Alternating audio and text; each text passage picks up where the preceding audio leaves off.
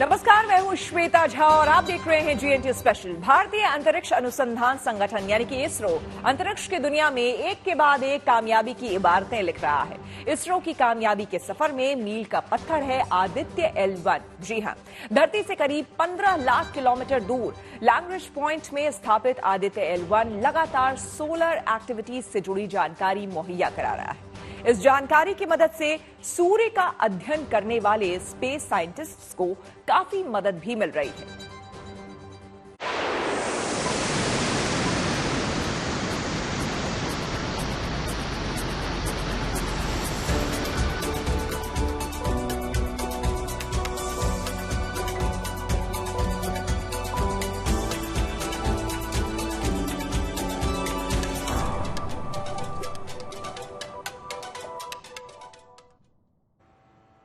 जनवरी 2024 को Lagrange point में स्थापित इसरो का सैटेलाइट आदित्य L1 सूर्य की सतह और उसके आसपास होने वाली हलचल को समझने का सबसे कारगर जरिया बन गया है। बीते 16 जुलाई को आदित्य L1 ने धरती की तरफ बढ़ते एक सौर तूफान को कैप्चर किया था। इसके अलावा 23 जुलाई को भी इसने कोरोनल मास इजेक्शन की गतिविधि कैप्चर की थी। अंतरिक्ष वैज्ञानिकों के लिए आदित्य L1 के भेजे गए डेटा वरदान साबित हो रहे हैं। 4, 3, 2, 1, 0. Plus 5 seconds. Lift off normal. P1 tracking. PC tracking.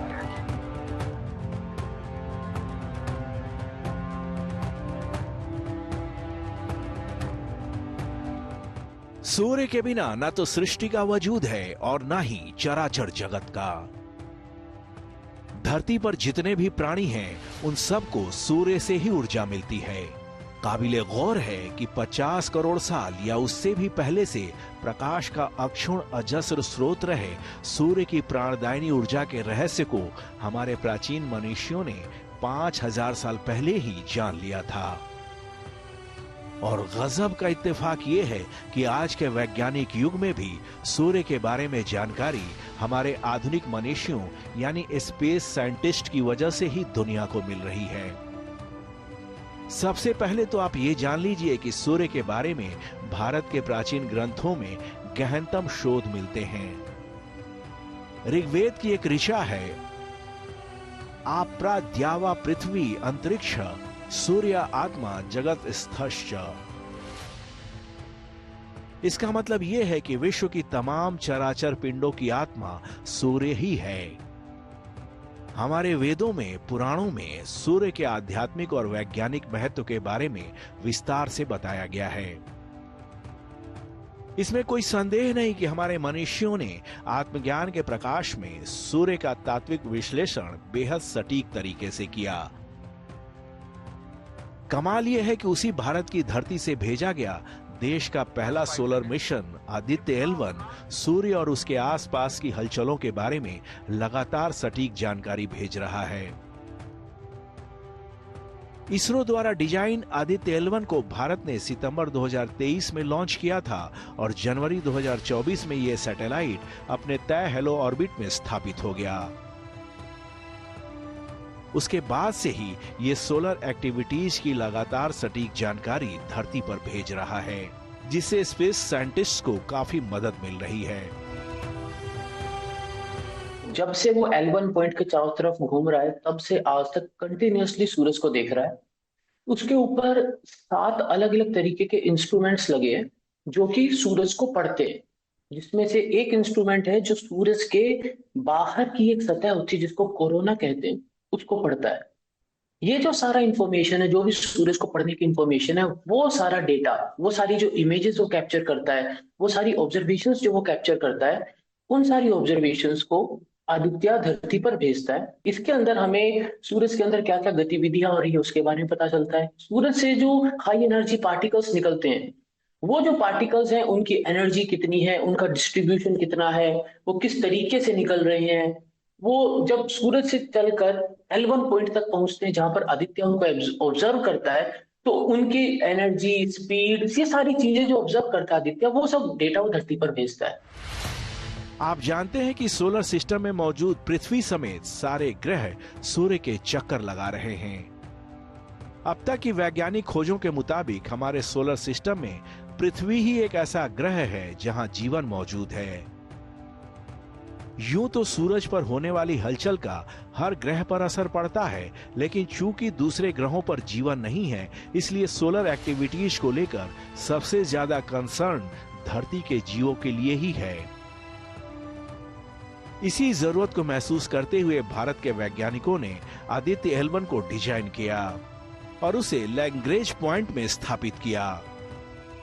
आपको बता दें कि लैग्रेंज पॉइंट्स धरती में वो खास स्पेस हैं जहां सूर्य और पृथ्वी जैसे दो बड़े परिक्रमा करने वाले पिंडों की गुरुत्वाकर्षण शक्तियां एक दूसरे को संतुलित करती हैं। ऐसे पॉइंट्स पर सैटेलाइट को अपने ऑर्बिट में बने रहने के लिए कम से कम ईंधन की जरूरत रहती है।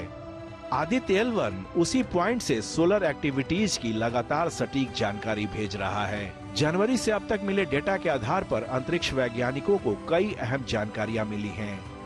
सौर तूफान की मार से बचने के लिए ये जानकारियां काफी अहम हैं। दरअसल सूरज पर लगातार आग के तूफान उठते रहते हैं। इन्हें कोरोनल मास इजेक्शन कहा जाता है। ये सूर्य की बाहरी परत में विस्फोट के कारण बनते हैं। ये आग के बड़े बड़े गोले जैसे होते हैं। इनका वजन 1 ट्रिलियन किलोग्राम से भी ज्यादा होता है। ये 3000 किलोमीटर प्रति सेकंड की रफ्तार से आगे बढ़ते हैं। ये गोले धरती की ओर भी आ सकते हैं। धरती तक आने में इन्हें महज 15 घंटे लगेंगे। तो जब हम सूरज को देखते हैं तो हमें जो सूरज की एक डिस्क दिखती है पीले रंग की, वो सूरज की सतह है।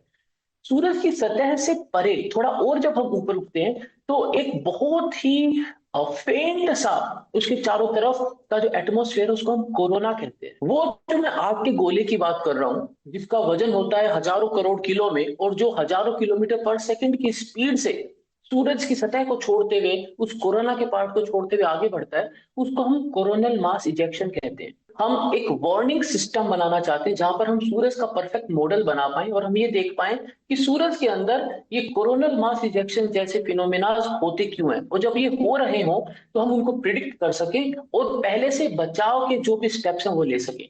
आदित्य का वही रोल है। कोरोनल मास इजेक्शन यानी सूरज से निकला कोई आग का गोला अगर पृथ्वी की तरफ निर्बाध तरीके से बढ़ने लगे तो मात्र 15 घंटे में वो धरती पर पहुंचकर हाहाकार मचा सकता है। इससे धरती के चारों तरफ चक्कर लगा रहे सैटेलाइट ध्वस्त हो जाएंगे, इंटरनेट ठप हो जाएगा और सभी कम्युनिकेशन सिस्टम काम करना बंद कर देंगे। धरती पर मौजूद पावर ग्रिड फेल हो जाएंगे। आपको बता दें कि 1859 में ऐसे ही एक सौर तूफान से टेलीग्राफ लाइन ने काम करना बंद कर दिया था।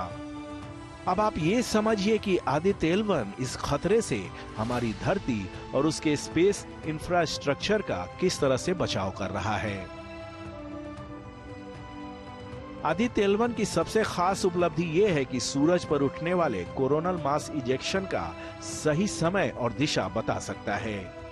आदित्य L1 पर विजिबल एमिशन लाइन कोरोनोग्राफ नाम का यंत्र लगा है। ये यंत्र कोरोनल मास इजेक्शन पर लगातार नजर रखकर धरती पर डेटा भेजता है। कोरोनल मास इजेक्शन जो होता है उसके अंदर हाई एनर्जी पार्टिकल बहुत सारी एनर्जी लेकर अगर धरती की साइड आ रहे हैं और धरती के चारों तरफ जो सैटेलाइट्स घूम रही हैं वो उनसे आके इंटरेक्ट कर जाते हैं, तो वो सारी सैटेलाइट्स जो हैं एक तरीके से आप मान लीजिए कि वो सब खत्म हो जाएगा, उसका पूरा सिस्टम खत्म हो जाएगा। धरती के ऊपर जो पावर ग्रिड्स हैं, जो अपना कम्युनिकेशन सेटअप है, वो सारा डिस्टर्ब हो जाएगा। सूरज को 24 घंटे पड़ता है आदित्य, मतलब जब से ये सैटेलाइट अपने निर्धारित पॉइंट पे पहुंचा है तब से आज तक वो 24 घंटे 24/7 जो कहते हैं ना 24/7 सूरज को पड़ रहा है। उसकी हर एक चीज को बारीकी से ऑब्जर्व कर रहा है जिससे कि हम सूरज को और बेहतर समझ पाए।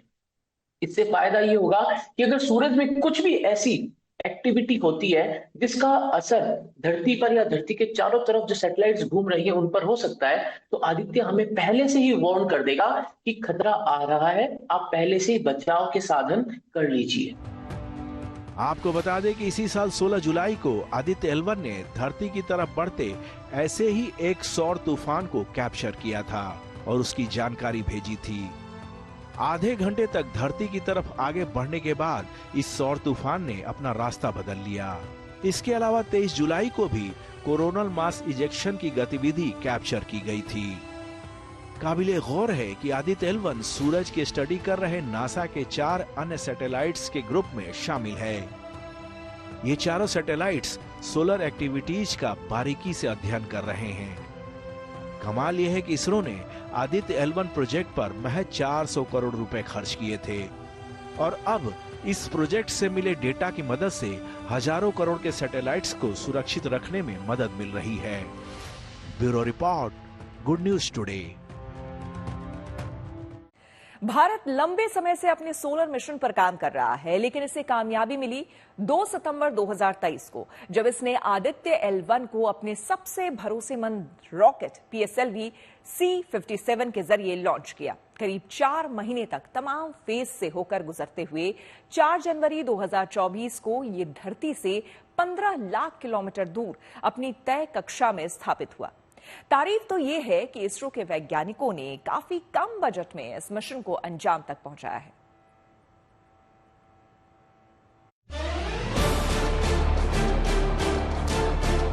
Two, 1, 0. Mission accomplished. Handing over to mission director. And we have a confirmation of Aditya L1 separation. The mission has been complete. भारतीय अंतरिक्ष अनुसंधान संगठन के वैज्ञानिकों की उपलब्धियों का लोहा अमेरिकी स्पेस एजेंसी नासा से लेकर दुनिया भर की स्पेस एजेंसियां मान रही हैं। इसमें कोई संदेह नहीं कि आदित्य L1 इसरो की कामयाबी के सफर में मील का पत्थर है। आपको बता दें कि भारत ने अपने सोलर मिशन की बुनियाद साल 2008 में रखी थी। तब अंतरिक्ष विज्ञान सलाहकार समिति की सिफारिशों के आधार पर इसकी रूपरेखा तैयार की गई थी। हालांकि लंबे समय तक इस पर कोई काम नहीं हुआ। वित्तीय वर्ष 2016-17 में इसके लिए 3 करोड़ का बजट आवंटित किया गया और बाद में बजट का दायरा और व्यापक किया गया। इसरो के वैज्ञानिकों की रात दिन की मेहनत के बाद आया 2 सितंबर 2023 का वो ऐतिहासिक दिन, जब आदित्य L1 को इसरो के सबसे भरोसेमंद रॉकेट PSLV C-57 के जरिए लॉन्च किया गया।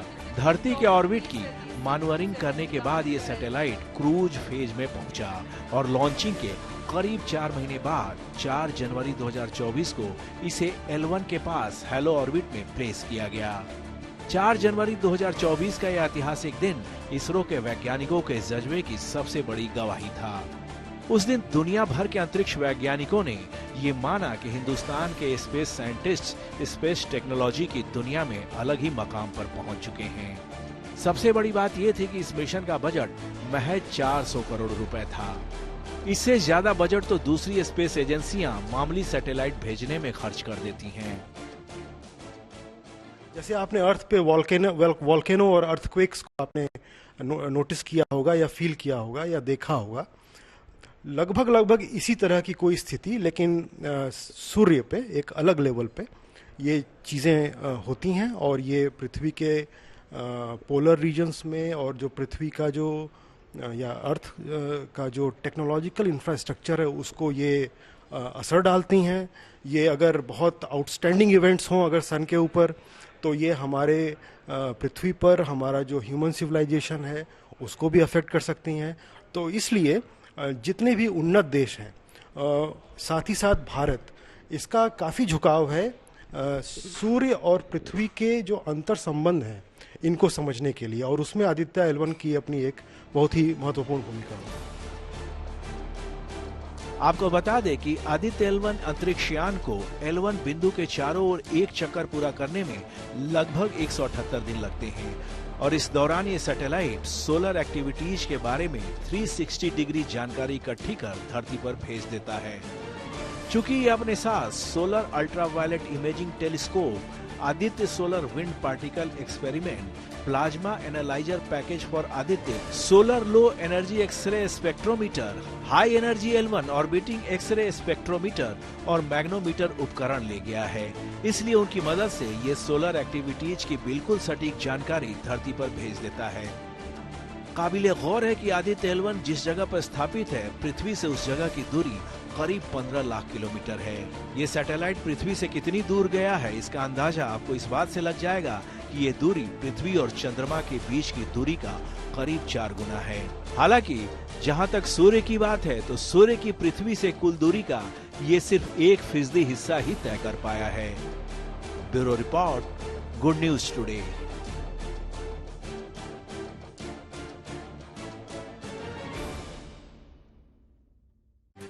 इसी के साथ GNT स्पेशल में मेरे यानी कि श्वेता झा के साथ फिलहाल इतना ही। देश दुनिया की तमाम पॉजिटिव खबरों के लिए आप देखते रहिए गुड न्यूज टुडे।